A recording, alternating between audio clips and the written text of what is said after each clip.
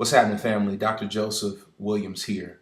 This past week, President Barack Obama did something that was very controversial in releasing several individuals who were serving life sentences for the possession of crack cocaine. This act of releasing these criminals was highly controversial and polarizing from the perspective of morality.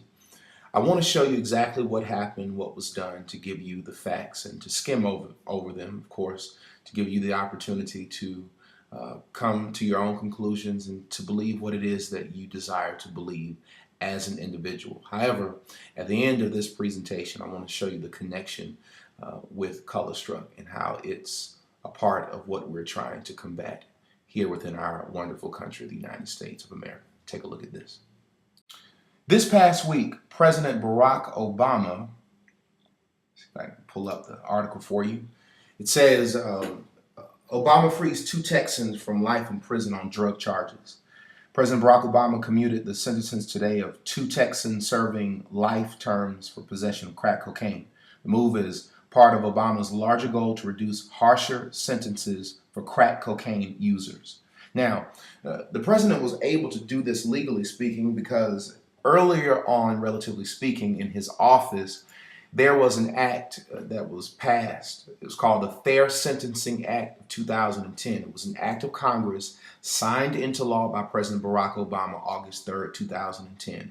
The law reduced the disparity between the amount of crack cocaine and powder cocaine needed to trigger certain United States federal criminal penalties from a 100-to-1 weight ratio to an 18-to-1 weight ratio, and eliminated the 5-year mandatory minimum sentencing for simple possession of crack cocaine. Now, basically what is happening, what's going on is if a person had 10 grams of crack cocaine and another person has 10 grams of powder cocaine, the person who has 10 grams of crack cocaine is going to get a far substantial higher sentence than the person who has the same amount of powder cocaine. Now, this is racism. I'm going to tell you the reason why. It has nothing to do with if you're a white person or a black person who has crack or powder cocaine that you're going to be the recipient of a lesser sentence. But the reason why this is a presence of racism is because crack is something that is an epidemic in poor African American neighborhoods. So what has occurred is our legal system has been able to legally target black males and black people, all right, legally speaking, who have the same amount of crack cocaine versus powder cocaine, because everyone knows the connection between crack cocaine in majority African American neighborhoods throughout the country. It's a prime example of how the law was insulated and protected. All right, and our president signing this and releasing these individuals was a great act to show the direction that this country needs to go, and basically to see to it and to call a spade and to call good, bad.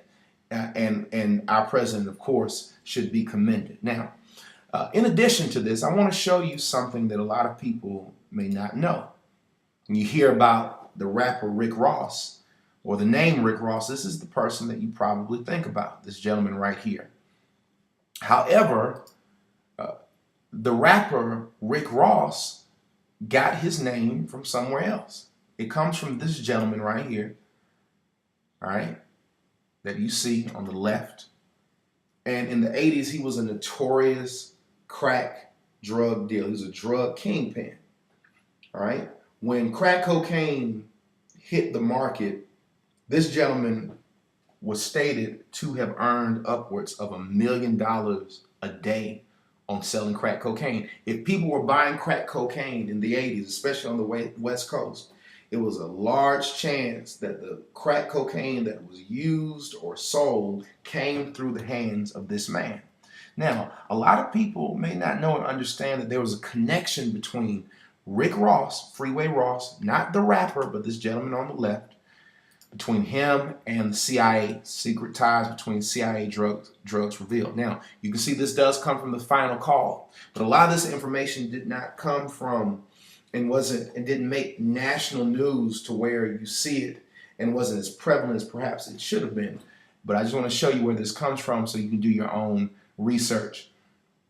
It says thousands of young black men are serving long prison sentences for selling cocaine, a drug that was virtually unobtainable in black neighborhoods before members of the CIA's army started to bring it into South Central in 1980s at bargain basement prices, wrote Mercury News reporter Gary Webb in the first installment of the shocking series of reports. So what this report is saying is to show the connection between Ricky Ross and federal agents, to show that federal agents were supplying this drug dealer and these drug dealers with crack cocaine, knowing its genocidal type of responses and knowing what it does to people and communities. Don't think for a second that the knowledge or the FAIR Act that was passed by President Barack Obama is not connected to this as well.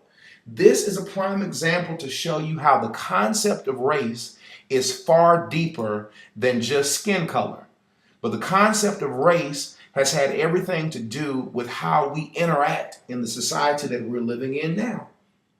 Now, if you're feeling and understanding what I'm saying, that's what I'm trying to do, to expose to you how this social construction, our desire, our propensity, our abilities, our desires to identify ourselves as black, as white, Hispanic, as Latino, as this and that, and not understanding that we are just one people. There's one race, the human race. And what I'm trying to do is I'm trying to show you how this concept of race has been so hurtful, divisive, diabolical, and dividing people even in our legal system, to show that for years and for decades and decades that our legal system has been able to target black men, certain racial groups, because of this concept and this notion of race.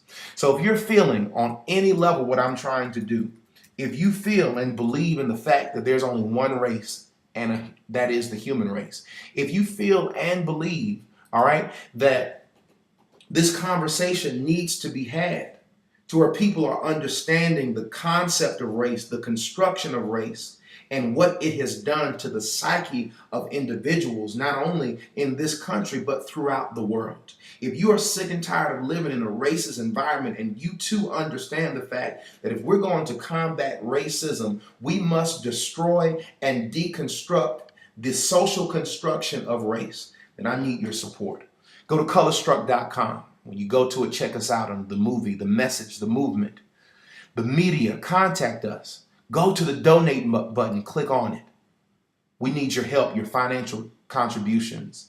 We need you to share this link with friends. We need you to share it on Facebook, on Twitter, and other social media networks. You can see now, all right, in less than half the time of our campaign, all right, in about 20 plus days that we've been at this, 20 days, we've got 68 backers, and we've raised $7,775. Our goal is $25,000, and I need your help. I need your help in financial contributions. I need your help by sharing this link. I need your help to share and expose this on Facebook and on Twitter. If you like this video and what it is that I'm trying to do, I ask that you like it, that you comment, that you subscribe. Till next time, you be well, you be blessed, and have a Merry Christmas and a prosperous New Year.